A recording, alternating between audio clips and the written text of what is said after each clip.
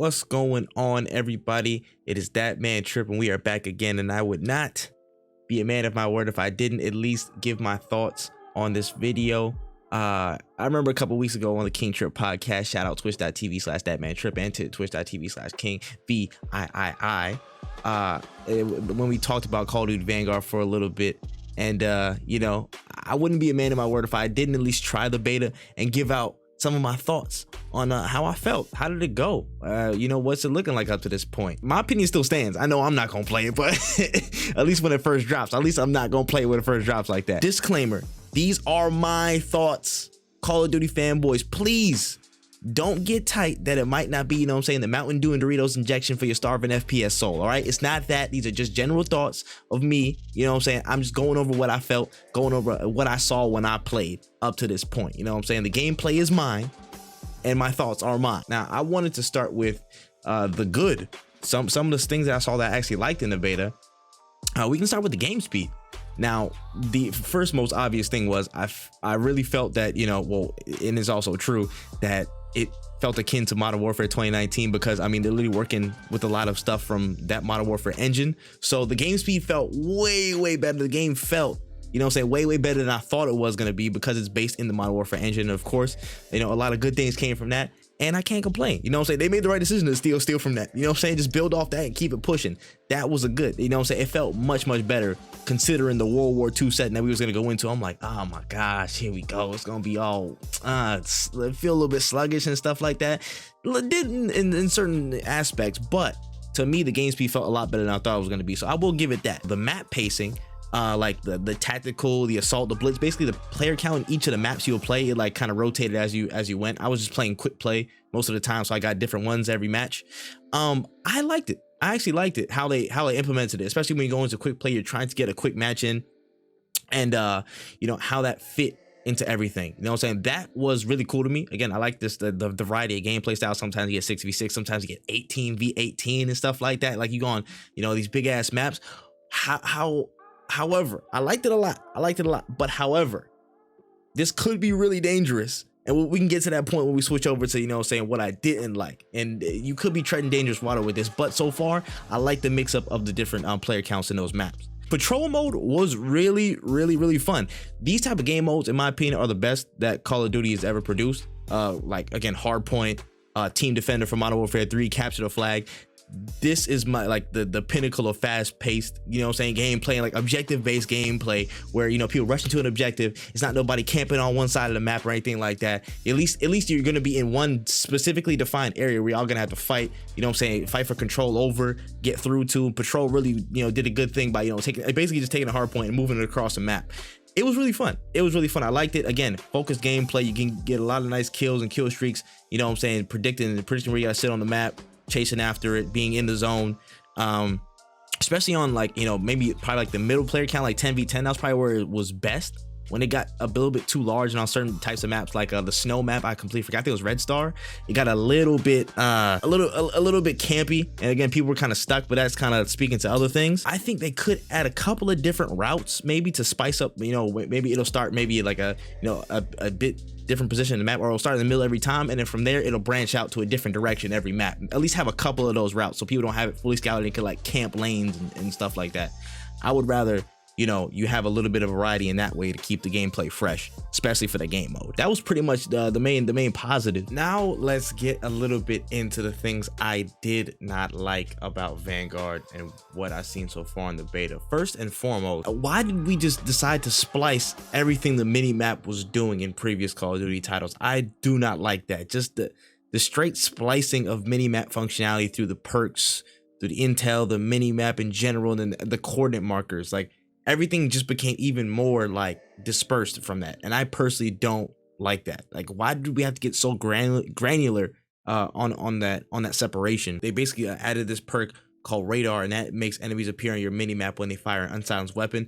And I'm like, why did it have to be a perk? Why did it have to be an extra thing, you know what I'm saying, just for the sake of it, and then you remove it from the mini map? That, I mean, to me, that's just like you're taking extra features out of the base of a player, out of their base information, just adding it, you know what I'm saying? That's more choice for choice's sake.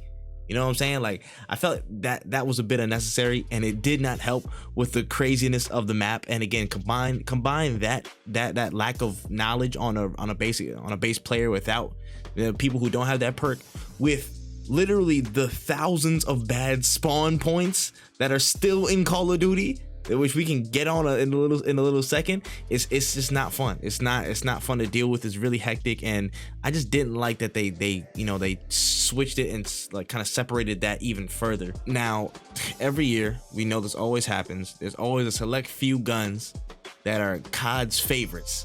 You know what I'm saying? COD's favorites guns, man. You know what I'm saying? You know how like God has favorites. Nah, COD has favorites. They have favorite guns, and from what I've seen so far, it's the STG, the M19 or the Tommy gun, and the MP40. Aside from sniper rifles, that's all I've seen people use. Like 99.99% of what I've seen people use was those three guns. And you know what I'm saying? At some point in the beta, I wanted to try different weapons, but there was some line in the sand. I was like, yeah, fuck this. I'm just gonna join the crowd. Whatever. I'm trying to get these kills. I'm trying to get this kill feed up, man. What's going on? I had to do it. But the level of like heavy sway towards some of these weapons, bro. STG was hitting. The M19 was hitting when you put certain attachments on it, and MP40 was doing this thing like that. Those were just mainstays, and I'm like, cool. But I want to play with some other guns. I tried to use the burst rifle. I know me. I love burst weapons in video games. Burst weapons are my favorite. Like one of my favorite guns in games ever is the FAMAS from MW2. That's one of my favorite guns ever. I can't even use no burst weapons in there, bruh. I tried to use it, and I got piped at every possible range with it. I tried my hardest. I really put in the effort, coach. I really did.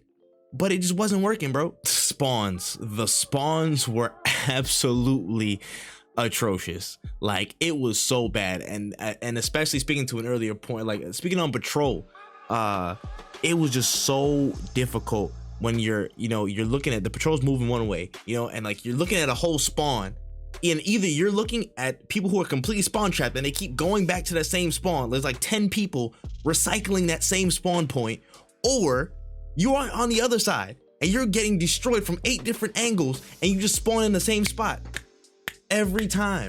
I remember like three instances on Eagle's Nest rather, that I went into an area, right, and I just ran around. My teammates were there for like a good 3 seconds. Like, it was a good 4 of us. They moved in a little bit. I moved around the back of the building, and then 5 people spawned right in front of me. I was like, where did y'all come from? I had to start spraying. I got mowed down. Like, the spawns are still terrible. I don't know if they'll ever fix this. I don't know. From my Call of Duty recollection, you know what I'm saying, there's a problem now. Either get a little bit better, but still be not good. Mediocre spawn system. It just wasn't good, man. Now, this one is not so much a negative as it is a potential worry.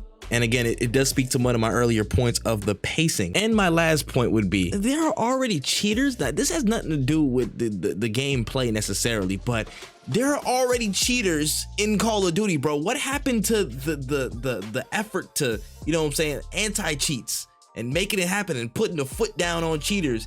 And I seen people with aimbots already like going crazy in it. Like, this is just a really, again, disheartening thing, bro. As much as Call of Duty is in a tough spot, the momentum, however good or bad this game comes out, might not matter if the level of cheating and the handling of the anti-cheat system isn't proper, like isn't like clamped down on. Because if we seeing cheaters from now, when the full game launches, people gonna have a DLC for their whole aimbots ready to roll.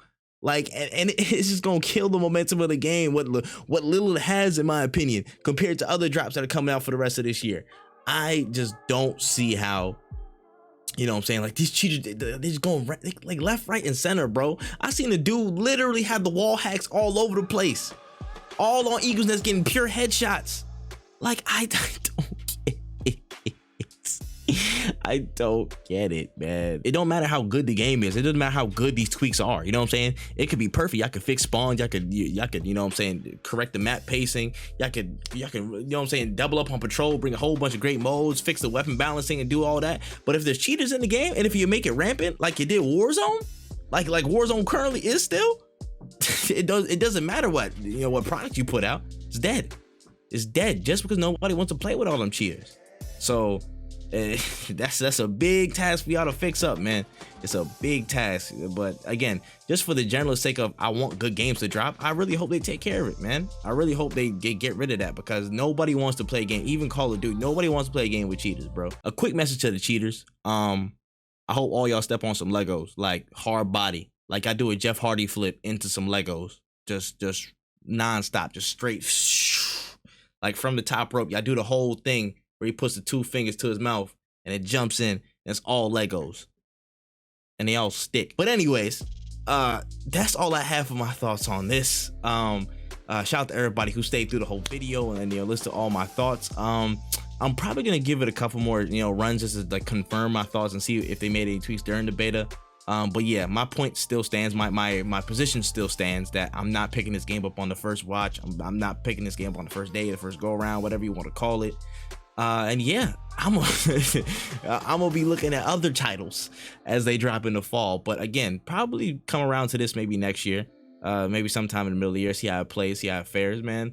I just, at the end of the day, I want Call of Duty to be like as innovative, as great as it possibly can be, because overall it's a great series. It is a great series. You can't deny the status that Call of Duty has, but with the problems that it has now, you know what I'm saying? Like taking it back to a World War II setting, which a lot of people aren't really interested in going back in the past. They want more modern day or near future type situations.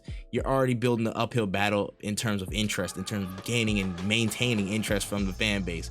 And it's been dwindling, and it's hard for them to come back, but we'll see what happens, man. We'll see what they do. We'll see what they do.